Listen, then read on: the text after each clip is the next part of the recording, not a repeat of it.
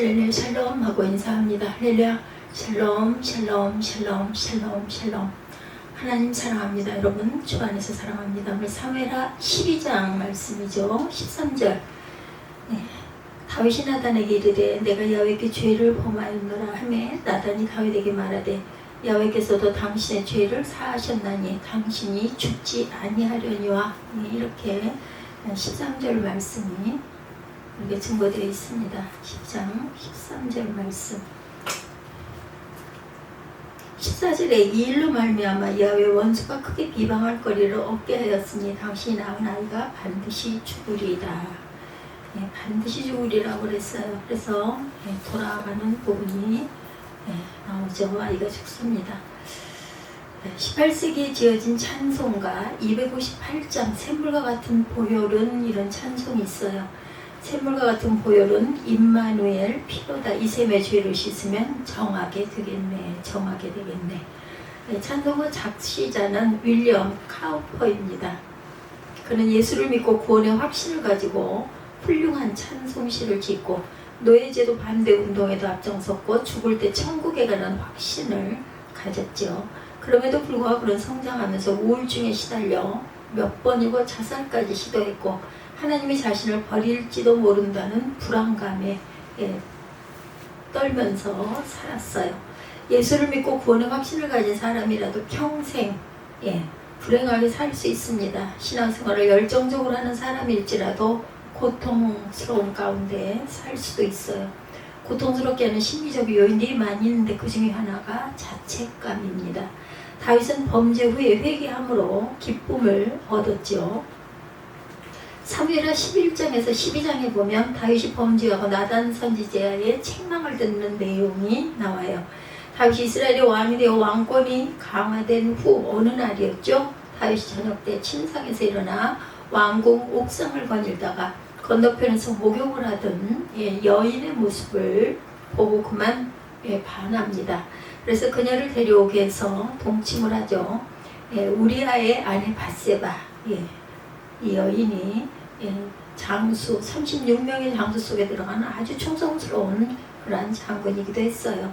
아내 밧세바, 그것을 알면서도 전령을 보내서 그녀를 궁으로 데려오게 해가지고 동침을 했고, 그리고 나서 밧세바는 임신을 해서 그 사실을 다윗에게 알리죠. 다윗은 자신이 한 짓을 감추기 위해서 암몬의 라빠성 전투에 나가 있던 우리아를 불러들여서 집에 가서 자도록 했지만 우리아가 거절합니다. 다윗이 요압 장군에게 편지를 써서 우리아에게 들려보내 어쩔 수가 없어서 내용은 우리아 부대를 전투에서 가장 앞에 나아가게 하고 전투가 맹렬했을 때 전군이 후퇴해서 적군의 화살에 우리아가 맞아서 죽게 해라 하는 그런 내용이 들어있는 편지였죠. 요압 장군이 그대로 함으로 우리아는 적군의 화살에 맞아서 죽습니다. 11장 1절에서 27절의 내용이기도 해요. 사무엘하. 어느 날 나단 선지자가 다윗 왕에게 찾아와 이른바 왕 이야기를 해주면서 옛날 이야기처럼 비유를 들어서 해주면서 다윗의 죄를 책망합니다. 하나님이 다윗을 사울 왕에게 생명을 지켜주고 기름 부어 이스라엘의 왕이 되게 해주고 또한 모든 것이 부족함이 없게 해주었는데 그같이 하나님 말씀을 어기고 간음죄와 살인 교사죄를 지었느냐 이렇게 책망합니다. 다윗 왕은 나단 선지자의 책망을 듣고 회개하죠. 12장 1절에서 11절 내용입니다. 사무엘은 12장 13절에 다윗이 나단에게 이르되 내가 야훼께 죄를 범하였노라 하매 라고 했어요. 선지자의 책망을 듣고 즉시 죄를 인정하고 입술로 고백합니다. 왕으로서 죄가 드러날 경우 종교적 정치적으로 치명적인 해를 입는 것을 알았지만 죄를 부정하거나 변명하지 않고 고백하죠. 다윗이 나단 선지자의 한 고백은 매우 짧게 언급되어 있지만 그는 하나님 앞에 진정한 회개를 한 거예요. 마음에서 우러나오는 회개를 합니다. 시편 51편은 다윗의 죄를 범하고 나단 선지자의 책망을 받은 후 회개한 내용을 시적으로 기록한 내용입니다. 51편 1절에서 14절에 보면 하나님 목전에서 범죄하여 악을 행했으니 하나님께 피 흘린 죄에서 건져달라 이렇게 고백합니다. 하나님께 자신의 죄가를 고백하며 하나님의 인자와 긍휼로 죄를 용서하여 죄를 깨끗이 씻어달라고 해요. 심지어 자신이 어머니 뱃속에서부터 죄악 덩어리였음을 고백하면서 자기 속에 죄성이 지배하고 있음을 고백합니다. 영을 새롭게 해주시고 깨끗한 마음을 창조해달라고 그러죠. 성령을 내게서 거두지 마셔서 구원의 즐거움을 회복시켜달라, 이렇게 고백하는 내용이 시편 51편 1절에서 14절 내용입니다. 오늘 본문 사무엘하 12장 13절 뒷부분에 나단이 다윗에게 말하되 야훼께서도 당신의 죄를 사하셨나니 당신이 죽지 아니하려니와, 이렇게 증거되어 있어요. 하나님이 다윗왕의 회개를 받으시고 죄를 용서해 주시죠. 죽임을 당할 만한 죄를 지었음에도 그를 죽이지 않겠다는 거예요. 물론 신정국가의 왕으로서 이방 국가의 회방거리를 제공한 셈이 되었기 때문에 공의를 세우기 위해서 징벌을 내리기는 하지만 근본적으로는 그를 용서하여 살게 해주시겠다라는 거죠. 언약을 생각하여 긍휼을 베푼 거예요. 7장 4절에서 17절에 증거되어 있습니다. 죄를 용서받았을 때의 기쁨은 말로 다 알 수 없이 기뻤겠죠. 시편 32편 1절에서 5절에 보면 범죄를 하고도 회개를 하지 않을 때는 종일 신음함으로 뼈가 쇠했다, 이렇게 증거됩니다. 주의 손이 주야로 눌러 진액이 빠져 여름 가무에 마음같이 되었다, 이렇게 증거하죠. 그런데 하나님께 죄를 숨기지 않고 자백하여 아뢰므로 회개했더니 하나님께서 죄악을 사하여 주셨다라는 거예요. 하나님께 죄를 사함받아 정죄를 당하지 않고 죄가 가려진 자는 복이 있다고 하죠. 여기 복에 해당하는 에쉐루는 행복입니다. 다윗이 복이 있도다라고 말한 것은 이 얼마나 행복한가, 나는 정말 행복합니다, 이런 의미예요. 하나님이 주신 사죄의 기쁨으로 인한 행복감을 표현한 것입니다. 두 번째, 다윗은 자책감 때문에 심한 고통을 겪었어요. 사무엘하 13장에서 18장 내용에 보면 압살롬의 분노와 다윗의 처신에 관한 내용들이 나옵니다. 다윗왕에게는 아내가 여럿 있었죠. 그 중에 아히노암이라는 아내에게서 낳은 암논이 가장 큰 아들이었어요. 그리고 마아가라는 아내에게서 낳은 압살롬과 다말이 있었습니다. 그런데 암논이 이복 여동생인 다말을 강간하죠. 그리고 괴악한 죄를 짓습니다. 다윗은 암논이 다말을 간음했다는 보고를 듣고 노했으나 어떤 처벌도 내리지를 못해요. 압살롬은 여동생 다말을 자기 집에서 근심하지 말고 잠잠히 지내라, 이렇게 말합니다. 암논이 미웠지만 자신과 여동생이 잠잠히 기다리면 아버지 다윗이 문제를 처리해 주리라, 이렇게 믿는 믿음이 또한 있었을 것입니다. 그런데 2년이 지나도록 아버지 다윗은 어떤 조치도 취하지를 않고 있습니다. 압살롬은 자신이 암논을 직접 처벌하기로 결정을 하죠. 자기 집에 양털 깎는 날 왕자들을 초대해서 죽이기로 계획을 합니다. 종들에게 명령해 놓죠. 양털 깎는 날 암논이 오자 종들을 시켜 죽였어요. 그리고는 외갓집에 있는 그술 아람 소국 지방으로 도망을 갑니다. 다윗은 암논이 이미 죽었으므로 마음이 압살롬에게 기울어져 압살롬에게 연민을 느끼고 측은히 여깁니다.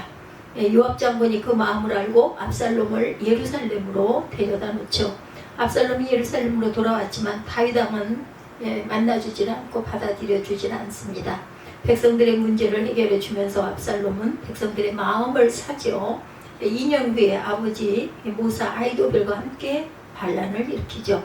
그리고 예루살렘으로 진격하여 왕궁을 접수하고 후궁들을 욕보입니다. 그리고 군대를 모아 도망한 아버지 다윗을 추격해요. 요단강을 건너 마하나임 성까지 추격합니다. 압살롬의 군대는 성 앞 수풀에서 다윗의 군사들로부터 급습을 당해 패전하게 됩니다. 압살롬은 나귀를 타고 도망하다가 상수리 나무에 머리가 걸리고 말았어요. 다윗의 당수 요압의 보고를 듣고 가서 창으로 찔렀고 그의 군사들이 둘러싸서 죽였습니다. 다윗은 범죄한 후 회개를 통해 하나님으로부터 사죄의 은혜를 입고 행복감을 느끼죠. 그렇지만 아들 암논이 이복 여동생 다말을 간음한 사건을 접하면서 노하면서도 처벌을 하지 못해요. 그것은 나단 선지자의 경고를 생각하면서 자신이 범죄했기 때문에 집안에 이런 일이 일어났다고 생각하고 자신도 범죄했기 때문에 암논의 간음죄를 벌하지 못한 거예요. 그로 인해 다말의 오빠 압살롬은 더욱 분노하여 암논을 죽이고 도망한 결과가 된 거죠. 다윗은 암논이 자기 때문에 범죄했다고 생각합니다. 오히려 압살롬의 살인죄에 대해서도 측은하게 여깁니다. 그 결과 압살롬의 왕위를 빼앗기고 도망해야 했고 아들 압살롬의 군사와 전투를 해야만 했고 결국 압살롬까지 잃어버리게 되어 죽죠. 다윗이 후에 왕위에 복귀하기는 하지만 많은 고통을 겪었어요. 그것은 바로 자책감 때문이었다는 거죠. 과거 일 때문에 더 이상 고통을 당해서는 안 되겠습니다. 자책감은 잘못을 했을 때 느끼는 상한 감정이에요. 자기가 잘못했다고 생각하는 것에 대해 후회하고 자기를 비난하고 질책을 하는 감정입니다. 자이가르닉 효과라는 말이 있어요. 러시아의 심리학자 블루마 자이가르닉이 제시한 심리학 여론을 미완성 효과를 말합니다. 미완성 효과란 완성한 일보다 미완성한 일을 더 잘 기억하는 현상이라는 뜻이에요. 특정 과제를 수행하기 위해 집중하던 상황에서 과제를 완수하지 못한 상태에서 일을 끝마치게 되면 긴장 상태가 계속되어 기억에 오래 남는다는 심리 현상을 말합니다. 실수라 생각되는 일이나 후회되는 일이나 자책하는 일에 대해서는 오랫동안 기억을 하게 되는 현상. 그런데 그런 현상이 오래 기억되는 이렇게 기억 속에 맴도는 과정에서 고통을 겪게 된다는 거죠. 심리적 트라우마를 겪는 경우도 그런 경우에 속합니다. 과거 잘못된 일에 대해 지속적으로 생각하게 되면 심리적으로도 힘들어서 마음이 고통스러워요. 뿐만 아니라 현재의 바른 판단을 하지 못하고 미래를 향해 나아가기가 힘이 듭니다. 자책감은 반드시 죄를 지었기 때문에 생기는 것만은 아니에요. 자책은 분명한 잘못을 했을 경우에 오는 실제적인 자책이 있고 잘못과 상관없이 감정으로 일어나는 무고한 자책이 있습니다. 실제적인 자책은 법이나 규약이나 가치관을 어겨서 객관적으로 확실한 잘못이 드러나고 그에 대한 책임이 분명할 때 일어나는 경우, 무고한 자책은 법이나 규약이나 가치관을 어긴 사실이 없는 상태에서 주관적으로 개인적 느끼는 경험으로 잘못한 일에 대한 책임이 분명하지 않을 때 일어납니다. 우리는 과거의 잘못에 대한 자책을 하죠. 그 자책에는 실제로 잘못한 근거가 정확한 자책도 있어요. 부모에게, 형제에게, 아니면 배우자에게, 자녀에게 분명하게 잘못한 것이 있습니다. 반면에 근거가 정확하지 않은 무고의 자책도 있다는 것. 부모에 대해, 자녀에 대해 정확한 잘못이 없음에도 잘못했다고 생각하는 자책. 특히 부모들은 자녀들이 잘못되어도 다 내 잘못이라고 생각을 하죠. 자책합니다. 자신의 인생의 실패세로 결론짓고 고통을 당하는 분들도 있어요. 내가 잘못해서 자녀들이 저렇지 이렇게 생각을 하고, 어떤 부부가 있어서 남편은 의사였고 아내는 변호사였습니다. 그런데 그의 아들이 자폐증을 앓고 있어요. 부부는 직장을 그만두면서 자녀 치료에 전심을 기울입니다. 신경정신과나 심리상담과를 가면 의사들이 어김없이 부모의 영향 때문인 것처럼 말하면서 가정에서의 부부 문제를 많이 물어봅니다. 부부는 자신들 때문이라는 시선에 마음이 심히 힘들어요. 그러다 우리나라에서 살지 못하고 캐나다로 이사를 갔습니다. 캐나다에서도 병원을 찾아갑니다. 캐나다의 병원 의사가 이것은 부모의 잘못이 아니라 본인의 연약함 때문이다 이렇게 말해주더라는 거예요. 캐나다의 의사는 부모가 자기들 때문에 아들이 자폐증을 앓는다는 마음을 가져서 힘들 것을 알고 그런 위로의 말을 해준 거죠. 부부는 그 말을 듣고 한없는 눈물을 흘렸다고 합니다. 우리가 실제적인 자책을 느낀다면 자신의 잘못을 하나님께 회개하면 됩니다. 요한일서 1장 9절에 만일 우리가 우리 죄를 자백하면 그는 미쁘시고 의로우사 우리 죄를 사하시며 우리를 모든 불의에서 깨끗하게 하실 것이요 라고 했어요. 잘못을 회개하면 하나님의 용서해 주신다고 했으니까 회개하고 자유를 얻어야 합니다. 만일 무고한 자책을 느낀다면 근거 없는 자책인 줄 알고 떨쳐버리면 돼요. 잘못한 일에 대해 연민에 빠져 후회에 얽매여서 매일매일을 힘들게 어둡게 고통스럽게 그리고 또한 자신감 없이 살아가서는 안 되겠죠. 과거에 얽매이지 말고 현재에 집중하고 미래를 바라보며 힘차게 새롭게 살아가시는 저와 여러분들 승리하는 삶이 되시기를 주님의 이름으로 축복합니다.